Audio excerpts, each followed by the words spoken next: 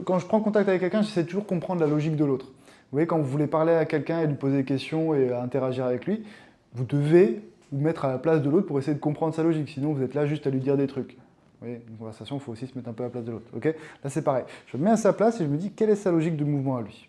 Si je mets un peu trop de main, il n'aime pas, donc j'en mets moins. Je bouge un petit peu comme ça, j'essaie de comprendre et de sentir quel est le mouvement qui l'anime.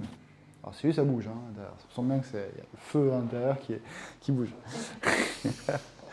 Et donc, une fois que j'ai compris un peu ce qui l'animait et comment interagir avec lui, et ben là, je vais pouvoir comprendre aussi un peu son rythme. Donc, vous voyez, je fais des petits trucs comme ça pour comprendre son rythme ici. Vous voyez, et toujours pareil, je le fais avec mon corps.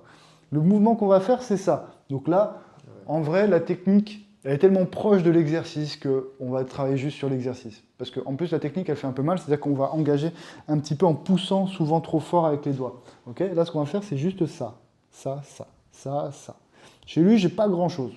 Pas grand-chose, ça m'évoque pas grand-chose. Peut-être celui-là ici, mais vraiment, je pense que, allez, en poussant un peu. Oh, t'es chaud. En poussant un petit peu, on a un petit claque. Ok? Mais surtout, ce qui est important, regardez, c'est de travailler ce geste-là. Regardez. Vous voyez? Plus vous allez répéter ce geste, bah, plus après le coup de fouet, parce que c'est littéralement un coup de fouet, ça va être facile à placer. Donc il faut juste répéter ce geste. Ok? Voilà. On fait ça?